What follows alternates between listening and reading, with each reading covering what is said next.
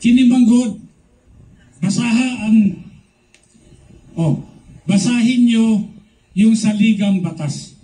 Ako paulit-ulit kong binasa yan. Naghanap ako ng probisyon doon kung ano ba ang tungkulin ng Armed Forces of the Philippines. Wala akong makita na nakalagay sa saligang batas na sinasabi the Armed Forces of the Philippines shall protect the Commander-in-Chief. Wala po. Ang nakalagay sa saligang batas ganito, the Armed Forces of the Philippines shall protect the people and the state. Ngayon, pag ba pinayagan natin na pumutok yung giyera sa West Philippine Sea, yan ba pinrotektahan natin ang taong bayan? Yan ba pinrotektahan natin ang state? Hindi po. Pag sumabog ang gulo sa West Philippine Sea,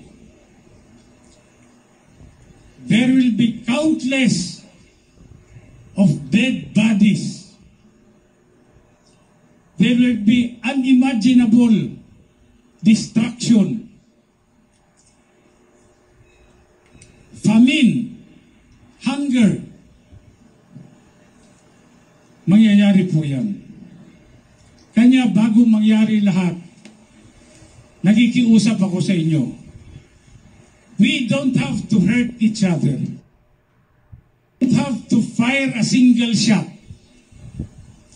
Simple lang, sa mapayapang paraan, please withdraw your support to the Chief Executive.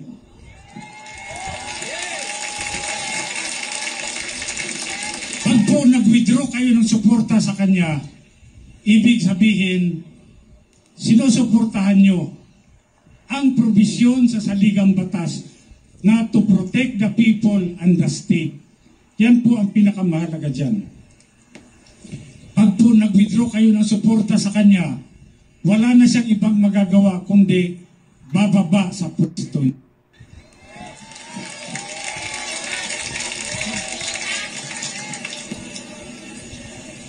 Gusto mo manaog si Bobo Marcos?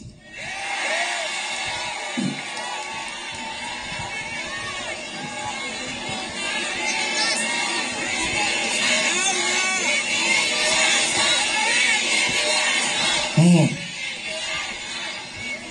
Wala man tayong problema.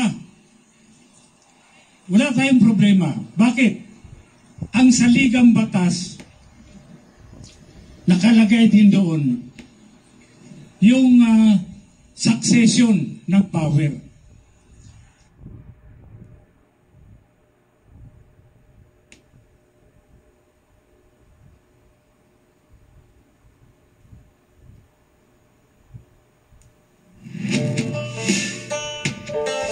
Kailangan din pumili ng vice presidente.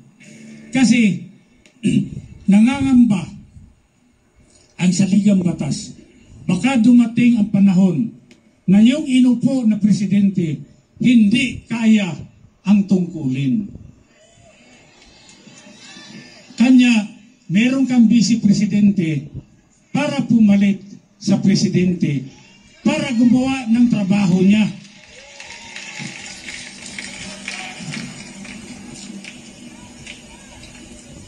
Kanya tayo, pasensya na ha, magtagalog lang ko kay para makasabot tong mga Taga-Luzon.